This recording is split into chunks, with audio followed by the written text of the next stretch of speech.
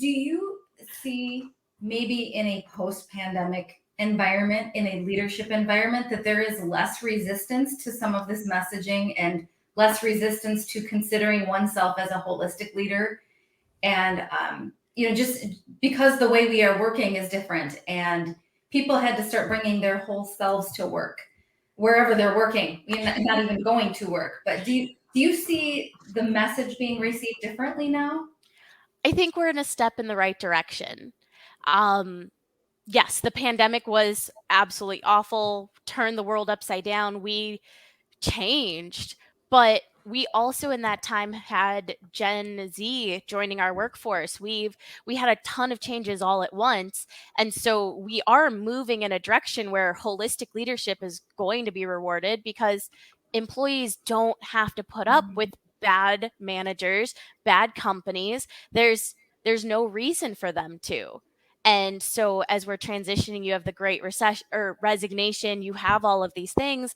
And so if you want to keep employees and you want to keep growing and you want to keep expanding as a business, nonprofit, corporation, whatever have you, you have to understand that the world is changing and we're just at the beginning steps of it. But this is an easy, mostly pain-free way to start moving in a better, kinder direction as a whole.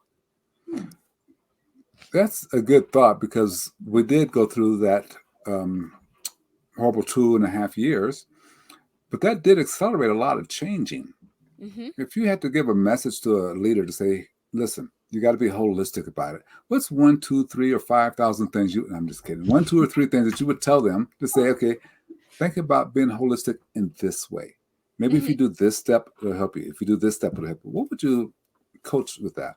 Yeah. So, fun fact, my dissertation is on improving leadership for a remote multi-generational workforce. Ooh. And so, and I did that because there's this new generation that's coming in and there's just this huge shift in how we work and what's deemed acceptable or less acceptable than it was 20, 30 years ago. Even 10 years ago when I started really being into my career and getting that MBA done and doing everything, it's just different.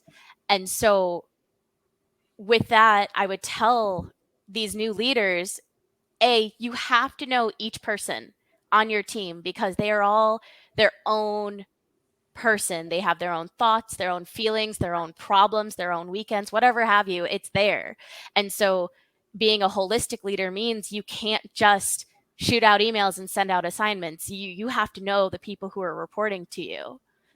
And secondly, understand that stereotypes or statistics are there to help guide you and they're not 100% accurate. So I'm writing a dissertation on, the things each generation likes. And so our older workforce participants, they like that longevity, they like that loyalty, they have, that kind of vibe and aspect, whereas you look at our Gen Zs have no loyalty.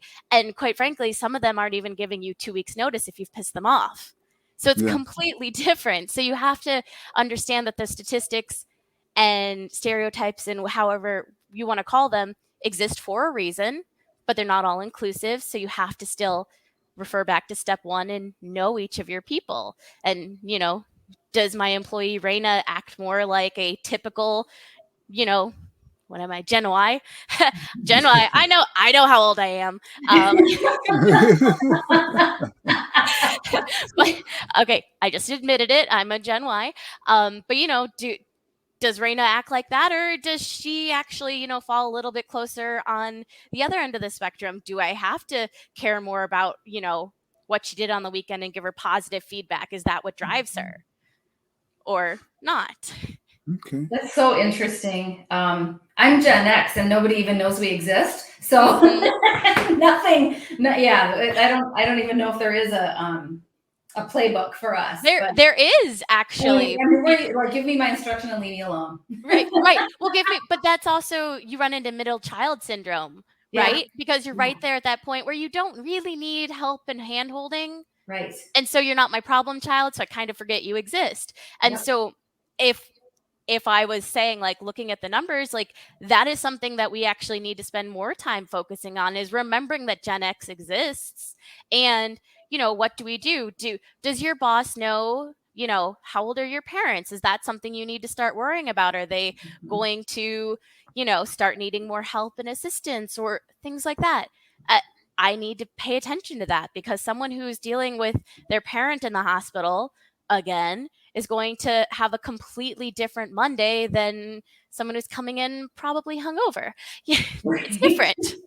But if you know that, you can address it.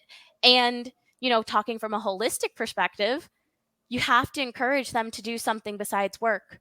Work is 40 hours a week until, we pass that 4-day work week, 32 hours. It's my vote. But you have to give them time to be other people. They're not on call for the most part. Again, if you're actually on call, if you're a doctor saving lives, you can be on call sometimes. But for the most part, you need to take that time to be someone. Who are you besides Raina, the training manager for a software company? Or who are you? And so, do you enjoy doing yoga and working out, or do you enjoy your art or your games or whatever? I don't have to like everything. I don't have to even be able to talk about it, but it certainly helps if I'm willing to listen. You take the opinion.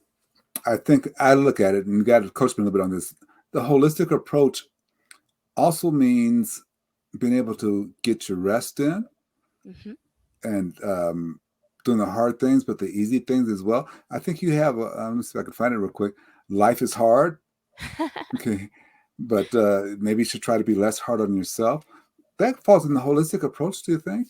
I do, because part of being holistic not only is helping other people be whole, but making sure you're working on yourself too. Leave that time for yourself. The innovation happens in the white space. And that works for everyone in that circle of holistic leadership. I need you to have your downtime. I want to make sure you get your sleep. And I also need to do that for myself too, because if I go out and take some downtime and learn more, I get another certification. I pick up a new professional skill that makes me happy. Me being in a happier space and now a more knowledgeable space as a leader means I can help the other people around me.